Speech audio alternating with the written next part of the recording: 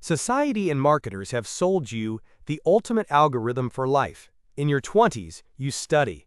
In your 30s, you build your career. And at 40, you are supposed to collect your reward. The societal consensus demands that you begin signaling your status. A more expensive car, a larger house, private schools, and a watch that costs as much as the annual budget of a small municipality. The gurus on your screen scream, "You deserve it. Live in the moment. Treat yourself." From the perspective of behavioral economics, this is a classic decoy effect, engineered to stimulate macroeconomic consumption. From the perspective of a financial forensic audit, this is financial suicide. 40 is not the time for harvesting. It is the most critical bifurcation point in your life. It is the final decade where your human capital is at its absolute peak, and the flywheel of compound interest still has a sufficient time horizon to make an exponential leap before you hit 50. Today, we are deconstructing the myth that living a rich life at 40 makes you rich at 50. In reality, the math is ruthless. Visual wealth at 40 almost guarantees a systemic default at 60. The only sound path to freedom is voluntary corporate asceticism at 40. Meet Kyle. He is 40 years old. He earns $8,000 a month in net income. That is double what he made in his 30s. His colleagues with the exact same income drive leased BMWs, carry $500,000 adjustable rate mortgages, and fly to the Maldives every year. They look like investment bankers. Let's examine the balance sheet of Kyle's typical 40-year-old colleague. Assets: $50,000 in a retirement account, $15,000 in cash, a house appraised by the bank at $600,000, liabilities, a $450,000 mortgage, and a $60,000 auto loan, $15,000 in revolving credit card debt. Net worth: theoretically positive, but liquidity is essentially zero. This colleague has a hypertrophied level of operational expenses. Out of his $8,000 income, $7,500 goes directly to servicing debt. His free cash flow sits at a pathetic 6.25%. He is a hostage to his own lifestyle. Any macroeconomic shock, a recession, a layoff, a medical emergency, and his system faces an immediate margin call. Kyle faces a choice: enter this exact matrix of consumption, or apply a strategy of asymmetric risk. The psychology of the masses conditions us to evaluate things by their nominal value. Kyle sees a $60,000 car and thinks that is the price. As a game theorist and investment banker, I will force Kyle to calculate this through the lens of opportunity cost. That same $60,000 today is not just metal and plastic that depreciates by 20% the second it rolls off the lot. It is liquid capital extracted from the market. If Kyle does not buy this car, and instead invests the equivalent amount into a broad market index like the S&P 500 with a historical compound annual growth rate of 8%. We apply the basic future value formula. The true cost of this vehicle for 40-year-old Kyle is not 60 grand. It is nearly $130,000 of his own equity at age 50. And if you factor in insurance, maintenance, and property taxes, the real loss of capital exceeds $150,000. He is purchasing a liability that generates negative cash flow. To become rich at 50, Kyle makes a counterintuitive decision. He enforces radical lifestyle deflation. While his income has grown to $8,000, he artificially freezes his expenses at the level of a 30-year-old, spending only $3,500 a month. His colleagues think he is a loser. They think he is poor because he cannot afford status items. But from the perspective of corporate finance, Kyle has just turned his life into a high-margin enterprise.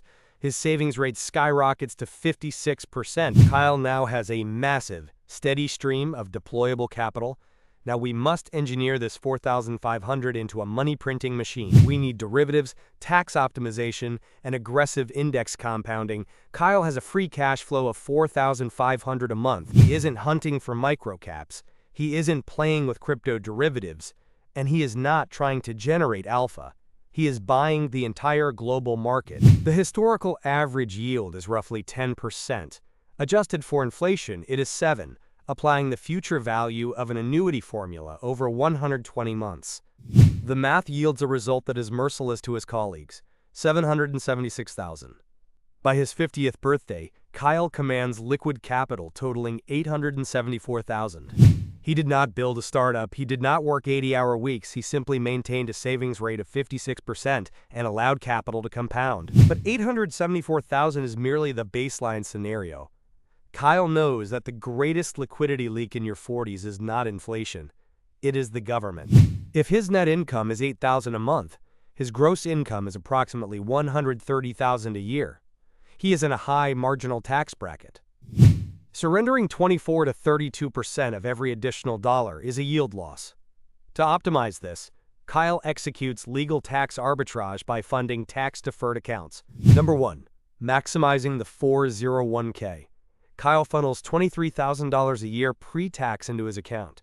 It lowers his adjusted gross income to $107,000. Number 2. Health savings account. Kyle injects another $4,150 a year into his HSA. This money goes in tax-free, grows tax-free, and comes out tax-free. Number 3. Backdoor Roth IRA. The remainder of his free cash flow is directed to post-tax accounts, where the gains will never be taxed again during the withdrawal phase. Because he lives like a poor person, spending only $3,500, Kyle has enough liquidity while the bulk of his capital works inside tax vaults. The hardest part of this 10-year cycle is not the math.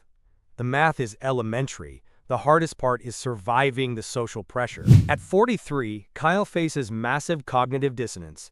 His friends think he is struggling. His family asks why he does not renovate his kitchen or buy a new car. Kyle practices stealth wealth. He understands the behavioral economics of status. Status markers are instruments with negative convexity. The more you spend demonstrating status, the less actual capital you have to sustain that status. It is a vicious cycle that ends in a liquidity crunch.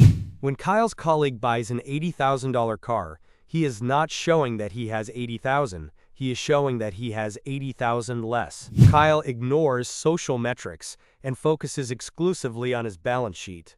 His net worth approaches $500,000 at the halfway mark. Every new dollar from a salary raise goes directly into buying dividend-yielding assets. With every passing month, Kyle is purchasing a derivative on his own time. His colleagues are buying things to look rich at 45. Kyle is buying assets to become absolutely independent from the system at 50. The day of reckoning arrives. Age 50. This is the exact moment when macroeconomics collides with biology. Past the age of 50, your human capital begins to rapidly depreciate. Younger, cheaper, and more energetic competitors emerge with a much higher tolerance for burnout. From the corporation's perspective, a highly paid 50-year-old manager is an overpriced asset. During the very first recession, they are liquidated. This is exactly what happens to Kyle's colleague. He is laid off. His balance sheet detonates. His $50,000 margin of safety will last exactly 6 months. After that, default occurs. The bank forecloses on the house. The car is repossessed. The colleague is forced to liquidate his retirement account, taking a 10% early withdrawal penalty and walking away with almost nothing. He lived rich at 40, only to become completely bankrupt at 50. He is forced to take low-skilled jobs just to survive. His retirement horizon is pushed back to 70 or 75. This is financial slavery. Now let's look at Kyle. He is also 50. He is still spending $3,500 a month. He is perfectly adapted to this baseline. His portfolio is at $874,000. It is time to shift the financial architecture, transitioning from the accumulation phase into the distribution phase. Kyle stops reinvesting all yields. He begins to buy back his time. We apply the conservative 4% safe withdrawal rate. $874,000 multiplied by 4% is $34,960 annually, or $2,913 in monthly passive cash flow.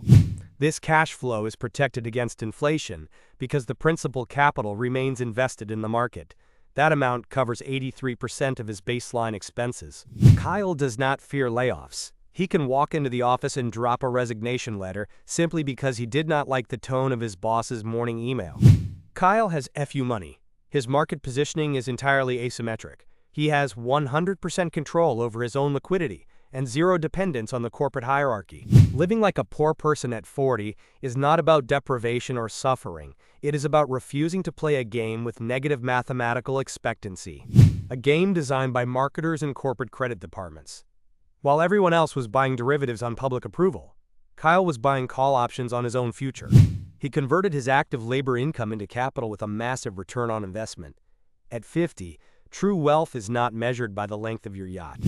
True wealth is the delta between how much time you are forced to sell to others and how much time belongs exclusively to you. For Kyle, that delta is 24 hours a day. The first spends his future to finance the present, while the second finances the present to entirely buy out his future. The choice is yours. Cut your losses now.